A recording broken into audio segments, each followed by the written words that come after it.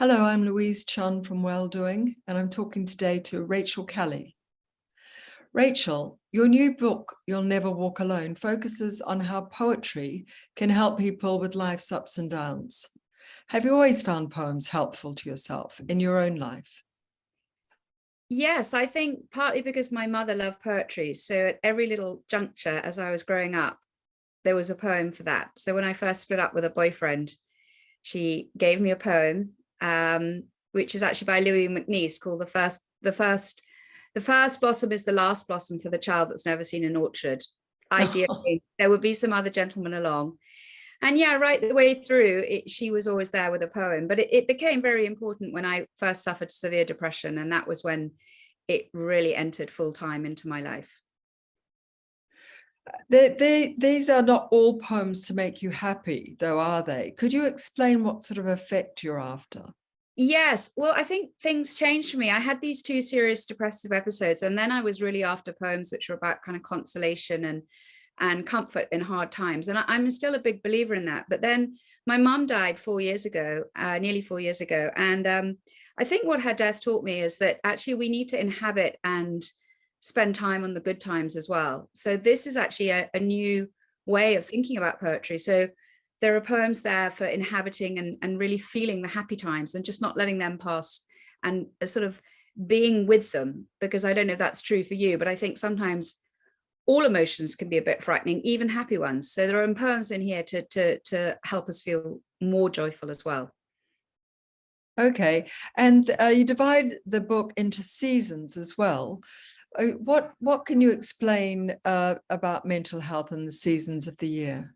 Yeah, well, I ran poetry workshops, and the idea of seasons of your mind. So you think of things like, the winter of discontent, this idea that the outward circumstances, there's a metaphor for our inner feelings. And it's something that poets use a lot. Keats used the same idea about the four seasons of the mind of man.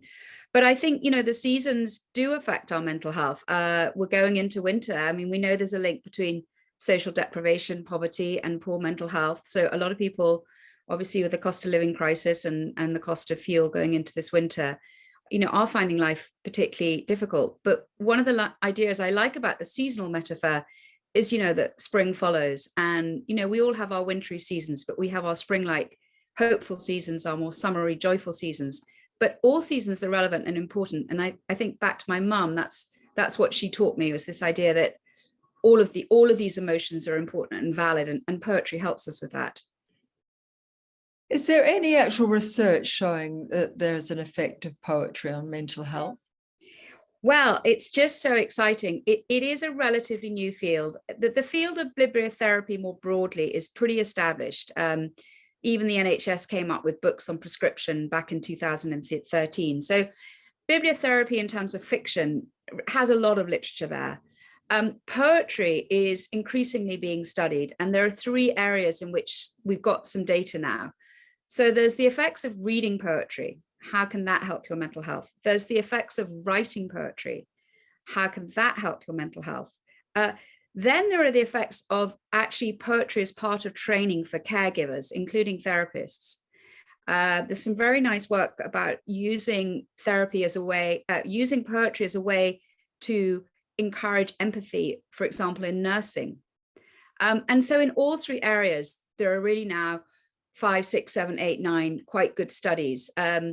Reading poetry, I think the one that really struck me was a group of children. This is a very recent study, 2020 study of children in pediatric wards in America.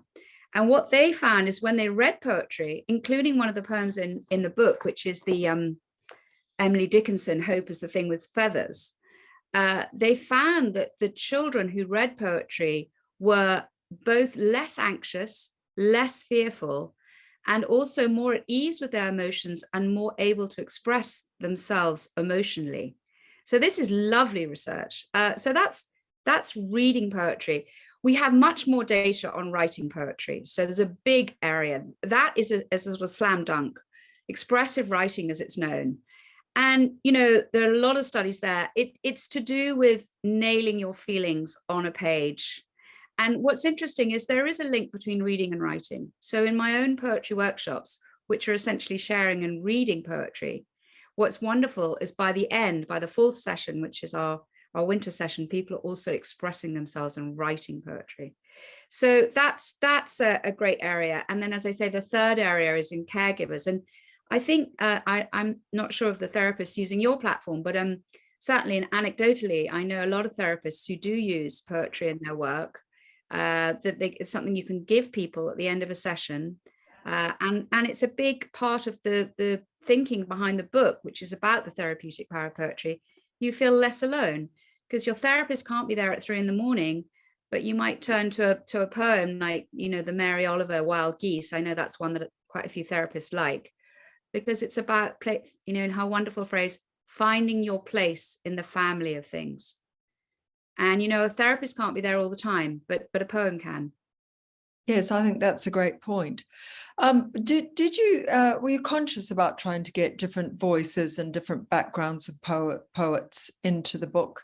Yes, well, I was very lucky because after I wrote my first memoir, Black Rainbow, about using poetry with depression, I started working with a lot of mental health charities. I'm an ambassador for SANE and Rethink Mental Illness and Counselling Foundation. And so I started running kind of reading groups, really, which sort of turned into poetry workshops. And they were all around the country, often in very deprived areas, every kind of person.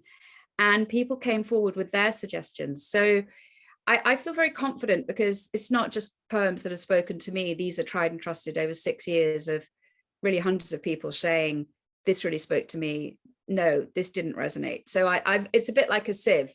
I've kept the poems which speak very broadly. Yeah, and in the book you talk also about poems that are personal to you, that you've particularly enjoyed or you've turned to at difficult times in your life. Yes. I mean, I think I have a bit in the book about learning by heart, which in itself is an interesting phrase. And I think for me, the test of when a poem really has pierced very deep is the ones I know by heart. And I don't know very many, but I need to know them so well that it's not stressful. Yes. Because if you only a bit know the poem by heart, you actually can increase anxiety because you think, oh no, I'm going to forget the line. Yeah, So, good point. 1 or 2. Yeah, I mean, the one that I probably use the most is by a 17th century poet actually called George Herbert, and it's called Love. And it's about really in 3 verses. It's sort of, I've done years of therapy and I'm a huge fan, and I'd never say poetry replaces therapy, but alongside. But it's about 2 voices in your head, a very negative voice. Actually, he uses the phrase, a voice of somebody who feels guilty of dust and sin, which is such an incredible phrase for when I'm feeling low. But in the poem, there's a compassionate, loving voice and an accepting voice. And for me, that's what a lot of therapy is about, is these voices in our heads. And, can we listen to a compassionate and a gentle voice? And Herbert gives me those words. That's a great tip, that particular poem. Yeah. If you had us all to be reading one poet for our mental health, who do you think that would be?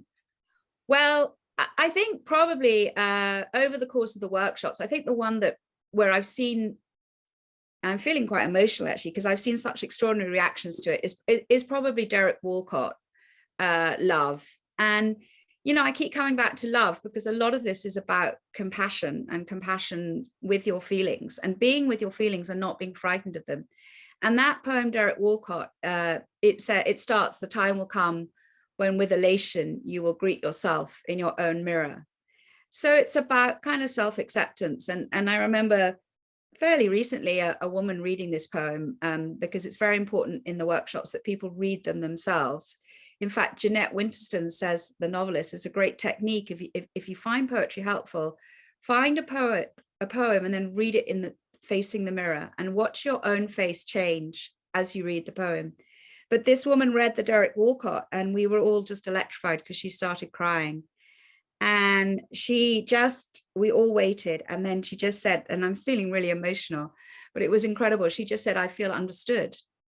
And in years of, NHS psychiatric wards, and she felt that Derek Walcott understood what it was to be her. And that was just incredibly moving. So I would say Derek Walcott is a bit of a cracker. Oh, that's terrific. A great choice. Thanks very much, Rachel. Oh, Good luck with the book. Thank you. Thank you very much. Bye.